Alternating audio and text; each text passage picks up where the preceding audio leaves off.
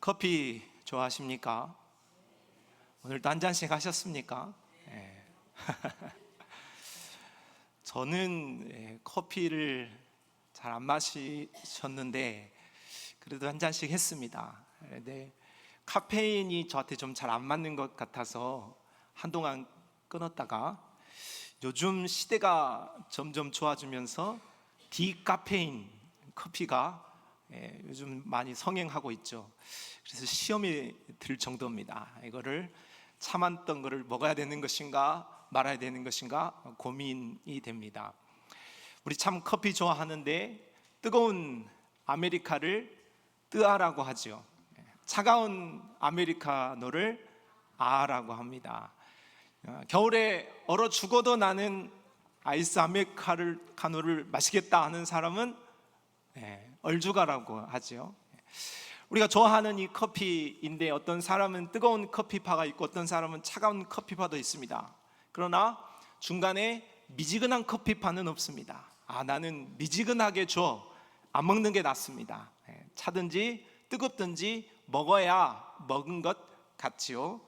소아시아 7번째 교회, 오늘 라오디아 교회 마지막 교회에 대해서 우리가 살펴볼 텐데, 오늘 이 마지막 교회 라오디게아 교회가 오늘 정말 미지근한 커피와 같은 모습이어서 우리 예수님으로부터 책망을 받되 예수님이 토해버리고 싶다, 너희 미지근한 것 도저히 견딜 수 없다 하는 강한 책망을 받습니다.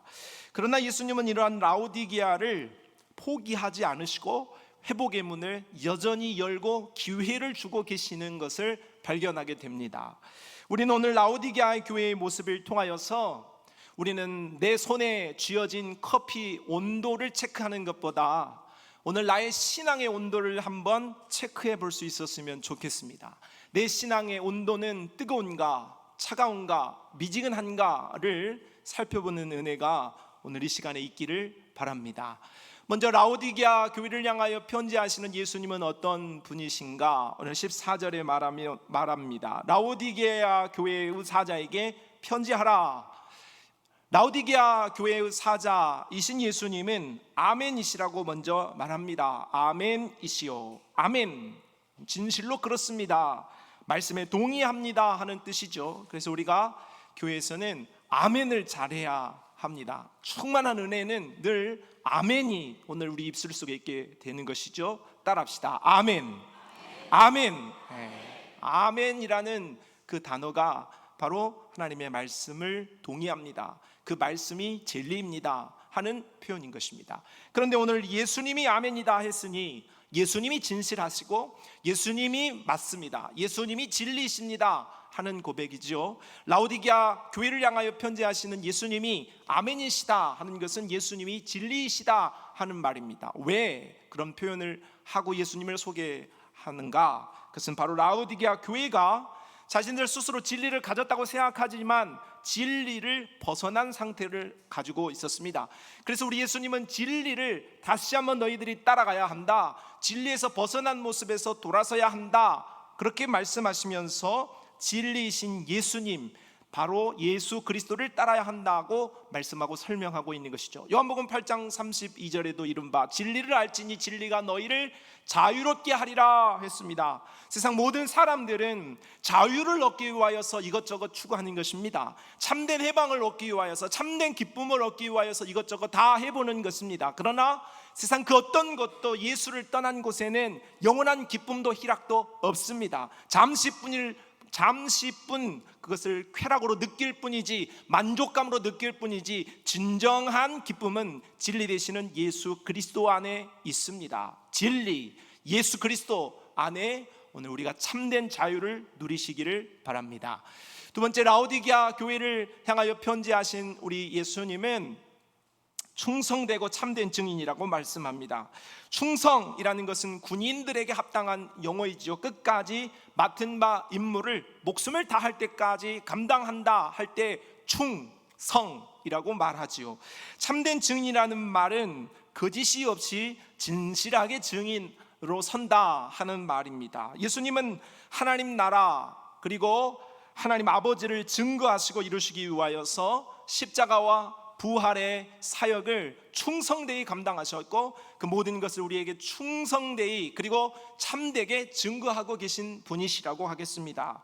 라오디게아 교회는 경제적 신앙적 부요자라고 자평했습니다. 스스로 생각한 것이죠. 그러나 예수님의 평가는 그렇지 못하다고 말씀하고 있습니다. 너희가 하는 말은 참말이 아니다, 틀렸다, 거짓이다, 속았다 하고 말씀하시면서 예수님의 말씀이야말로 바로 예수님이야말로 참된 분이다 하고 증거하고 계십니다. 그러면서 라오디게아의 거짓을, 잘못된 것을 지적하고 고쳐낼 수 있는 기준이 되시는 것을 오늘 말씀하시기 위하여서 오늘 자신이 충성된 증인이라고, 참된 증인이라고 말씀하시는 거죠. 요한복음 1장 9절에도 참 빛, 곧 세상에 와서 각 사람에게 비치는 빛이 있었다. 예수님은 거짓이 없으신 참 빛, 완전하신 빛입니다. 그 빛 가운데 오늘 우리의 어둠을 물리치는 은혜가 있기를 바랍니다. 세 번째, 우리 예수님은 하나님의 창조의 근본이신 분입니다. 하나님의 창조의 근본이신 이가 이르시되, 창조는 하나님의 고유하신 사역이에요. 누구도 동참할 수 있는 사역이 아니고 홀로 하실 수 있는 신성한 그런 사역이었다고 말하겠습니다. 예수님은 하나님으로서 만물을 지으신 창조주요, 만물을 다스리시는 만주의 주가 되시는 분입니다. 라오디게아 성도들은 물질적인 풍요를 누리던 자들입니다. 자신들의 지혜와 능력에 대한 자부심을 가지고 있습니다. 우리의 실력으로, 오늘 우리의 힘으로, 오늘 우리의 노력으로 오늘 우리가 이만큼 이루었다 하고 자부했다 하는 것입니다. 그러나 예수님은 라오디게아의 소유가 너희들이 잘나서 얻은 것이 아니라고 말씀합니다. 너희가 열심히 땀 흘려서 얻은 대가가 아니라고 말합니다. 창조에 속한 모든 것이 내 것이므로 너희가 가지고 있는 것이 너희의 것이 아니라 내 것이라고, 너희의 소유가 잘못된 인식을 가지고 자신의 것이라고 착각하지 말라고 말씀하시는 것이죠. 학개 2장 말씀에 은도 내 것이요 금도 내 것이니라, 만군의 여호와의 말이니라 했습니다. 여러분, 내 모든 소유가 내 것이 아니라 주의 것인 것을 우리는 지식적으로 압니다.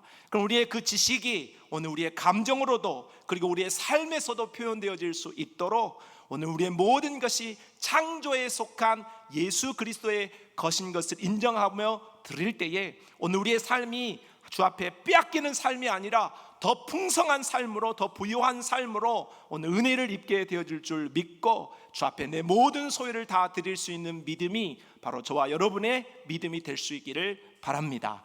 자, 이렇게 메시아 예수 그리스도 라오디게아 교회를 향하여 편지하시는 예수님께서 이제 본격적으로 라오디게아 교회를 향한 메시지를 던지기 시작합니다. 오늘 15절로 20절 말씀입니다. 먼저 이 메시지의 내용 가운데 첫 번째로 책망의 말씀이 주어지고 있습니다. 15절로 17절인데 미지근한 신앙의 위험성에 대하여 예수님은 책망하십니다. 내가 네 행위를 안다.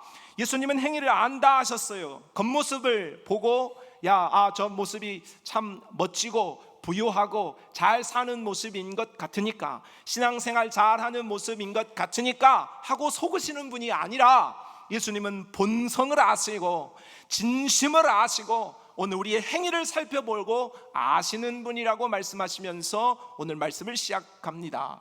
15절로 16절 말씀을 우리 한번 같이 읽어봅시다. 시작.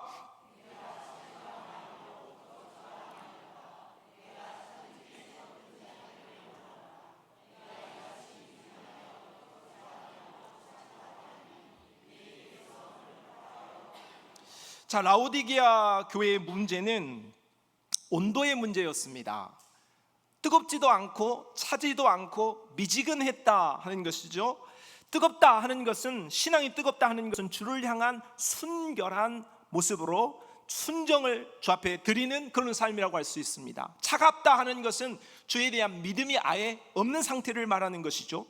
그러면 놀랍습니다. 예수님이 지금 책망하시는 온도는 바로 미지근한 온도이기 때문에 뜨거운 것이야 말할 것도 없지만 신앙을 갖지 않는 모습보다도 미지근한 상태에 있는, 그러니까 어설픈 신앙을 가지고 있는 자들을 향하여서 주님이 강력한 경고를 하고 있으니 참 당황스럽습니다. 어떻게 보면 우리가 아주 뜨겁지 않다고 한다면 우리는 교회를 출석하고 있으므로 미지근한 온도에 있는 신앙의 모습이 바로 내 모습과 가깝다고 볼 수 있으니 예수님이 던지신 이 책망의 말씀은 참 무서운 말씀이다, 그렇게 볼 수가 있겠습니다. 왜 그렇다면 예수님이 이런 충격적인 선언을 하면서 미지근한 선언의 모습의 신앙에 대하여서 책망하실까? 왜 미지근함이 문제가 될까 생각해 본다면 자기는 괜찮다고 생각하는 신앙이 바로 미지근한 신앙이기 때문에 그렇습니다. 나는 적당히 오늘 교회도 출석하고, 나는 적당히 헌금 생활도 잘하고, 나는 적당히 기도 생활도 하고, 나는 적당히 말씀도 보고, 나는 적당히 봉사도 하기 때문에 나 스스로 어느 정도는 괜찮다고 생각하기 때문에 발전할 수가 없는 것입니다. 앞을 향하여서 발을 디딜 수 없는 상태에 빠져버리고 마는 것이죠. 마치 어떤 환자가 심각한 질병을 가지고 있음에도 불구하고 넌 괜찮은데, 또 문제가 없어 하면서 자신 스스로 괜찮다 여기고 병원에 가지 않고 치료를 받지 않게 되어지면 어떻게 되겠습니까? 그 사람이 호전되어질 수 있는 가능성은 거의 없습니다. 아마 병이 악화되어지고 그것으로 인하여서 큰 어려움을 당하게 될 것이지요. 우리의 신앙도 그렇다는 것입니다. 미지근한 신앙의 문제는 가능성이 없는 신앙이라고 할 수 있습니다. 좋아질 수 있는, 호전되어질 수 있는 가능성이 전혀 없는 신앙이 바로 미지근한 신앙이라고 말씀하시면서 예수님은 이러한 모습을 토해버리고 싶다, 도저히 참지 못하겠다 하고 책망하시는 것이죠. 두 번째는 자기만의 착각에 빠진 신앙이 바로 잘못되었기 때문에 책망하십니다. 17절입니다. 네가 말하기를 나는 부자라 부요하여 부족한 것이 없다 하나 내 곤고한 것과 가련한 것과 가난한 것과 눈먼 것과 벌거벗은 것을 알지 못하는도다. 라오디게아 지역은 경제적으로 매우 부유했습니다. 의학적으로, 산업으로, 은행이 발달한 지역에 살았습니다. 라오디게아 성도들은 이러한 경제적, 사회적 부유함 속에 살았기 때문에 스스로 부족함을 느낄 이유가 없었습니다. 지금으로 말하자면, 대한민국 사람으로 말하자면 강남에서 있는 것 다 가지고 직업도 좋고 있는 경제적인 상황도 좋고 뭐 하나 빠질 것 없는 삶을 살았다 하는 것이죠. 그러나 예수님은 이들의 실체를 정말로 적나라하게 열거하시면서 책망하십니다. 곤고하다, 도움이 필요한 상태다 하는 말이죠. 가련하다, 너는 불쌍하다. 이 사람들은 돈이 좀 있어서 구제도 잘했고 여러 성도들이 어려움 당한 성도들을 도와주기도 했었습니다. 그러나 예수님이 볼 때는 너희가 불쌍한 자를 도와준다고 지금 앉아있지만, 구제한다고 앉아있지만 니들 자체가 불쌍한 사람들이야 하고 판단하신 것이죠. 또한 가난한 자라고 말했습니다. 이들은 없는 사람 아니에요. 그러나 예수님이 볼 때 가난한 사람이라고 평가하십니다. 눈멀었다고 말합니다. 영적 분별력을 상실한 상태에 있었습니다. 벌거벗었다고 했습니다. 수치와 부끄러움을 가진 자들이었다고 말씀하는 것입니다. 겉으로 드러난 외연적인 삶은 남보기에는 참 좋은 삶이었지만, 괜찮은 것 같았지만 하나님 앞에서 영적인 실상이 이러했다고 책망을 받고 있습니다. 오늘 우리도 스스로를 잘 한번 평가해 보아야겠습니다. 나 괜찮은데, 나는 큰 문제는 없지, 내가 이 정도면 잘하고 있는 것 같아 라고 생각한다고 할지라도 오늘 예수님 앞에 내 모습을 한번 제대로 세워두고 정말로 예수님이 나에게 무엇이라고 말씀하는가, 나의 온도를 예수님은 어떻게 체크하고 계실까를 고민하는 성도가 되어야 할 것입니다. 라오디게아 교회의 문제는 도덕적으로 큰 잘못을 했다 하거나 신앙적인 어떠한 교리적인 어떤 큰 문제에 빠졌다 하는 정도가 아닙니다. 그런 문제를 예수님이 말씀하시는 것이 아닙니다. 바로 신앙의 온도를 체크하고 계시다 하는 것을 알 수가 있습니다. 그래서 예수님은 오늘 18절로 19절에 이 라오디게아 교회를 향한 권면의 말씀을 이어하십니다. 먼저 내게 와서 사라고 말씀합니다. 회복을 위해 내게 와서 사라 하시면서 세 가지 초청을 하시지요. 먼저 불로 연단한 금, 바로 믿음의 부요함을 요구하십니다. 내가 너를 권하노니 내게서 불로 연단한 금을 사서 부요하게 하라. 라오디게아 성도들은 은행에 맡긴 돈도 많았고 집에 숨겨둔 돈도 많았던 성도들이었습니다. 그러나 예수님은 이러한 부가 영원할 수 없다고 말씀하시면서 진정한 부, 그리고 영원한 부를 추구해야 할 것에 대해서 말씀하고 있습니다. 썩지 않을 금, 영원한 금, 그것은 바로 예수 그리스도 믿음이라는 사실이죠. 여러분, 세상의 금은 있다가도 없고 없다가도 있을 수 있습니다. 그러나 진정으로 우리가 쟁여두어야 할 일은, 쟁여두어야 할 소유는 바로 믿음이요, 예수 그리스도이신 것을 잊지 마시기를 바랍니다. 두 번째는 흰옷을 사라고 말씀하십니다. 예수님의 의와 은혜를 회복하라는 말씀입니다.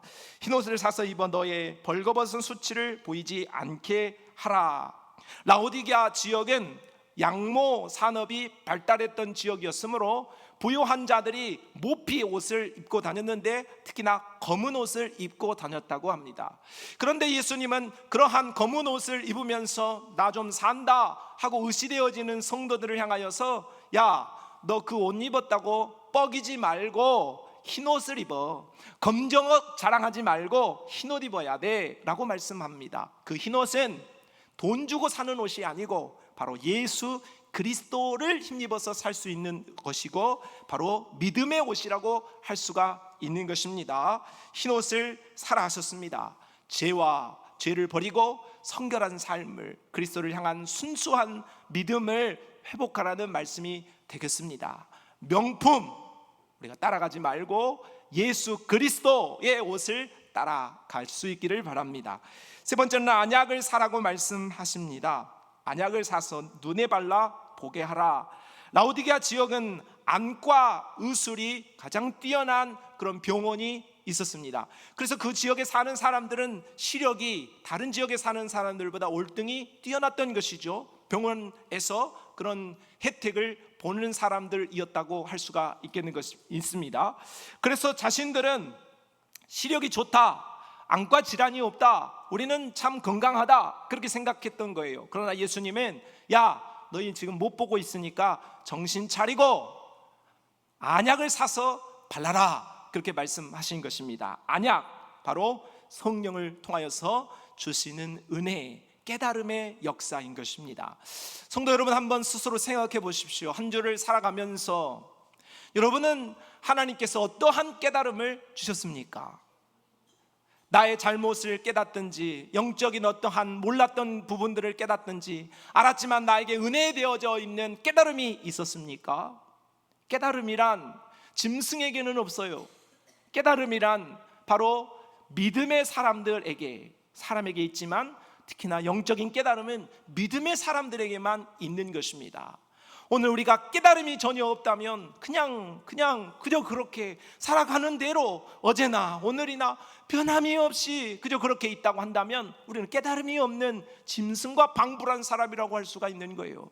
그러나 성령의 역사가 있게 되어지면 늘 깨닫게 되는 것입니다. 작은 것도 깨닫고 큰 것도 깨닫고 여기서도 깨닫고 저기서도 깨닫는 역사가 일어나게 되어지는 것이죠. 바로 안약을 살 때 그 일이 있게 되어지는 것입니다. 오늘 우리가 깨달음이 없다고 한다면 오늘 이 시간에도 우리 하나님 앞에 성령에게 깨달음의 역사를 구하시기를 바랍니다. 깨닫게 하시고 은혜를 회복해 주실 줄로 믿습니다.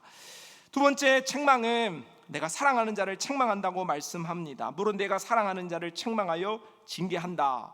예수님의 책망은 버려버리기 위한 표시가 아니고 회복을 위한 책망이었다고 하시는 말씀입니다. 자, 히브리서 12장 6절을 읽어보겠습니다. 시작.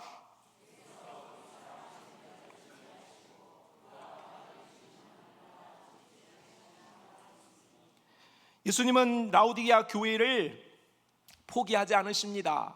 비록 문제가 있지만, 강한 책망을 하시지만 여전히 포기하지 않고 회복하고 싶으신 것을 보여줍니다. 그러므로 성도 여러분, 우리가 하나님으로부터, 예수님으로부터 책망받을 때, 그리고 찔림이 있을 때에 너무 큰 죄책감에 빠지지 말고, 주님이 나를 사랑하시구나, 주님이 나를 부르시구나 하고 그렇게 하나님 앞에 믿음으로 나아갈 수 있어야겠습니다. 세 번째 권면은 열심을 내고 회개하라고 말씀합니다. 그러므로 내가 열심을 내라, 회개하라. 열심이라는 것은 식어진 심령에 다시 불을 붙이라는 말씀이고, 회개한다는 것은 생각과 방향을 돌리는 전환, 유턴을 의미하는 것입니다. 예수님은 다시 열심을 내라고 말씀하십니다. 과거보다 더 뜨겁게, 그리고 처음보다 더 간절하게 돌아설 것에 대하여 강하게 말씀하십니다. 주변에 한 목사님께서 우리가 모여서 이런저런 이야기를 나누는데, 목회자가 은퇴하는 그런 문제에 대한 이야기를 나누게 되었습니다. 조기 은퇴에 대한 이야기를 하게 된 것이죠. 우리가 만 70이 장로님도, 그리고 우리 안수 집사님들도, 그리고 우리 목사님들도 법적으로 총회에서 정한 그러한 은퇴의 나이입니다. 만 70. 그런데 그 만 70에 조금 일찍 은퇴하려고 하시는 그런 목사님들도 더러 계십니다. 그래서 이제 조기 은퇴에 대해서 이런저런 말들이 오가는 가운데, 한 목사님이 저더러 그 말을 다른 사람들이 하고 있는데 저에게 귓속말로 그렇게 말씀하시는 것입니다. 나는 절대 조기 은퇴 안 해. 나는 내 생일까지 꼭 채울 거야. 그렇게 말씀하십니다. 그러면서 허허허허 웃어요. 이유인즉슨 목사님이 중간에 목회를 하다가 한번 그만두셨어. 교회에 좀 어려움이 있어가지고 그만두시고 서울로 가신 거예요. 그리고 목회를 잠깐 쉬어본 거예요. 그러다가 이제 목회지를 또 이렇게 찾으시다가 다시 돌아오시게 된 거야. 그러니까 이제 마음속에 사람들이 이제 목회를 한 번도 그만두지 않는 사람은 좀 빨리도 한다, 어쩌고 한다, 막 그런 말을 하면 자기가 생각할 때는 그 말이 전혀 와닿지 않는 거예요. 아니요, 나는 하루도 안 빠지고 생일까지 끝까지 할 거라, 그렇게 말씀을 하시는 것을 들었습니다. 여러분, 오늘 우리가 하나님께서 주신 은혜를 생각하게 된다면, 기회가 내게 주어질 때 우리는 돌이켜서 정말로 나에게 다시 한번 우리 주님이 그 목사님에게 주신 은혜처럼 우리에게 다시 한번 은혜를 주신다고 한다면, 우리는 열심을 내고 회개하는 모습으로 서야 할 줄로 믿습니다. 성도 여러분, 예수님의 책망은 우리를 정죄하시려 함이 아니고 회복하려 하심에 방점이 있다 하는 것을 생각하면서, 오늘 우리도 끝난 것이 아니라 여전히 우리 주님이 나를 회복하시기를 원하시고, 다시 한번 우리를 붙잡아서 좋은 관계 속에서 믿음으로 오늘 승리하기를 원하신다 하시는 주의 음성을 듣고 다시 한번 열심을 내고 또 은혜를 입으시기를 바랍니다. 예수님의 초청은 20절에도 있습니다. 볼지어다 내가 문 밖에 서서 두드리노니 누구든지 내 음성을 듣고 문을 열면 내가 그에게로 들어가 그와 더불어 먹고 그는 나와 더불어 먹으리라고 말씀하고 있습니다. 오늘날 많은 성도들은 예수님을 문 밖에 세워두고 있습니다. 예수님을 문 밖에 세워두고서도 예수님의 문 밖에 서 계시는지도 모르는 상태로 살고 있습니다. 이 문은 예수님이 열 수 있는 문이 아닙니다. 예수님은 전능하신 분이시지만 이 문을 여는 은혜, 이 문을 열 수 있는 권한을 우리에게 맡기셨습니다. 내가 열 수도 있고 내가 닫을 수도 있는 것입니다. 그러므로 성도 여러분, 예수님이 우리에게 문 좀 열어달라 그렇게 우리를 초청하고 있을 때에 우리의 마음의 문을 열고 예수님을 더 가까이 모셔서 예수님과 함께 새롭게 서는 은혜로 우리가 서기를 바랍니다. 마지막 21절로 22절 말씀에 약속이 주어지게 됩니다. 이기는 그에게는, 이기는 자란 완벽한 자, 실패하지 않는 자가 아니라 회개의 부르심 앞에, 예수님의 부르심에 응답하는 사람을 말합니다. 라오디게아 교회는 미지간 상태로 책망을 받았지만 주님의 음성에 응답한다면 이기는 자로 인정받을 수 있습니다. 이 말씀은 이미 잘하는 사람에게만 주어지는 약속이 아니라 실패했지만, 넘어졌지만, 멀어졌지만, 주저앉았지만 다시 한번 해보겠다 하고 그렇게 마음에 미명 같은 그런 빛이 들어온 자들을 향한 우리 주님의 은혜의 약속이라고 말할 수가 있겠습니다. 21절, 내가 내 보좌에 함께 앉게 하여 주기를 내가 이기고 아버지 보좌에 함께 앉은 것과 같이 하리라. 이기는 자에게 예수님이 앉은 보좌에 앉게 해주겠다고 말씀했어요. 예수님이 앉은 보좌는 권위의 자리요, 승리의 자리며 통치의 자리입니다.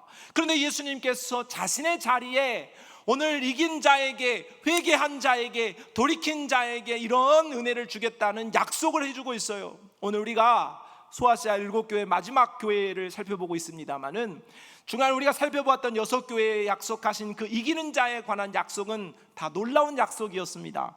그러나 비교할 수 없이 오늘 라오디게아 교회를 향하여서 하시는 약속이야말로 참으로 큰 약속이고 영광스러운 약속이라고 할 수가 있겠습니다.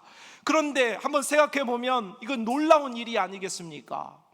우리 예수님께서 믿음으로 잘 하였던 빌라델비아 교회와 같은 교회를 향한 약속보다 책망받을 것도 있고 잘한 것도 있는 교회들을 에게 한 약속보다 오늘 칭찬이 없고 책망만 있는 라오디게아 교회를 향한 칭찬의 이 약속이 말씀이 더 크다 하는 것으로서 우리 예수님께서 연약한 자와 또 넘어진 자와 또 부족한 자를 얼마나 사랑하시고 얼마나 큰 기회를 주고 싶으신가에 대한 그 마음을 우리가 읽을 수 있습니다. 충격적인 은혜가 아닐 수 없습니다. 사도 바울 역시 그런 은혜를 받은 바가 있죠. 사도 바울은 예수를 믿는 사람을 잡아 죽였습니다. 그리고 하나님을 향한 대적을 일으킨 사람입니다. 우리가 이제 소아시아 7교회가 끝났고 앞으로 계시록 4장으로부터 본격적으로 계시록에 대한 말씀을 살펴보게 될 텐데, 용이 하는 일, 짐승이 하는 일들이 바로 이런 일입니다. 하나님을 향하여 대적하고 하나님을 섬기고 예수를 따르는 자들을 참소하고 그들을 핍박하는 일이 바로 용이 하는 일이고 사단이 하는 일이에요. 그러니 사도 바울이 그가 회심하기 전에 행하였던 일이야말로 사탄에게 속한 일이었다는 거예요. 자신이 죄인 중에 괴수라고 하는 말이 그냥 나 은혜 받았으니까 겸손하게 하기 위해서 한 말이 아니라 진짜 사탄의 짓거리를 했던 사람이 바로 사도 바울이었던 거죠. 그런 그가 가장 큰 은혜를 받게 되었습니다. 가장 악랄하고 가장 못돼 먹었던 사도 바울에게 하나님의 사랑과 하나님의 은혜가 더 크게 작용되었으므로 충격적인 은혜라고 말하지 아니할 수 없다. 그 말은 디모데전서 1장 13절로 14절에 바울의 고백에 소개되고 있습니다. 같이 읽어봅시다. 시작. 내가 전에는 비방자요 박해자요 폭행자였으나 도리어 긍휼을 입은 것은 내가 믿지 아니할 때에 알지 못하고 행하였음이라. 우리 주의 은혜가 그리스도 예수 안에 있는 믿음과 사랑과 함께 넘치도록 풍성하였도다. 아멘. 성도 여러분, 우리는 때로 믿음이 식을 때가 있습니다. 온도가 내려갈 때가 있습니다. 주님보다 돈 하면서 돈이 더 믿음직스럽고 없으면 애타고 있으면 교만하고 방자한 모습이 있을 수 있습니다. 예배가 형식이 되고 오늘 우리의 삶이 하나님을 말씀과 하나님께 더 나아가 무릎을 꿇는 것보다 내 손에 쥐어진 스마트폰에 주락피락 하면서 더 그것이 나에게 기쁨이 되고 즐거움이 되고 안식이 되어질 수 있는 삶, 그것이 바로 내 신앙에 지금 점점 차가워지고 내려가고 있다는 반증일 것입니다. 그러나 주님은 말씀합니다. 지금이라도 돌이킨다면, 지금이라도 문을 연다면 내가 널 이기는 자로 세워주겠다. 내 보좌에 앉게 해주겠다. 기회가 있다. 끝은 아니다. 할 수 있다 하고 오늘 우리에게 기회를 주고 계십니다. 라오디게아 교회는 가장 무서운 책망을 받았어요. 가장 신랄한 비판을 받았습니다. 그러나 주님은 그렇게 비판만 하고 버려버린 것이 아니라 그렇게 책망하시고 다시 한번 손을 붙잡고 너에게 그저 그렇게 회복되어지는 역사가 아니라 가장 높은 자리에 설 수 있을 만한 은혜가 준비되어 있다 하고 우리에게 기회를 주고 계십니다. 이 약속은 우리를 향한 주님의 기대이자 우리를 포기하지 아니하시는 하나님의 사랑의 뜨거운 뜨거운 열정이라고 말할 수가 있겠습니다. 이사야서 말씀을 읽고 말씀을 마쳐 봅시다. 시작. 너희는 여호와를 만날 만한 때에 찾으라. 가까이 계실 때에 그를 부르라. 악인은 그의 길을, 불의한 자는 그의 생각을 버리고 여호와께로 돌아오라. 여러분, 여호와께 돌아오면 긍휼히 여기시고 하나님께 돌아오면 너그럽게 용서하신다 하고 우리 하나님께서 말씀하십니다. 아직 늦지 않았습니다. 아직 끝나지는 않았습니다. 오늘이, 이 시간이 주 앞에 돌아설 수 있는 기회 시간인 것을 알고 주의 부르심에 응답함으로 보좌에 앉을 수 있는, 주님이 약속하신 최고의 그 약속의 은총을 입을 수 있는 우리 모든 성산교회 성도들이 되시기를 주님의 이름으로 축복합니다. 하나님 아버지, 감사합니다. 비록 실패했지만 포기하지 아니하시는 그 하나님의 사랑을 약속받은 라오디게아처럼 오늘 우리도 하나님의 큰 은혜와 그 사랑을 기억하고 그 사랑 안에 다시 한번 주님 앞에 돌아서는 믿음 안에 승리하게 하여 주옵소서. 예수님 이름으로 기도합니다. 아멘.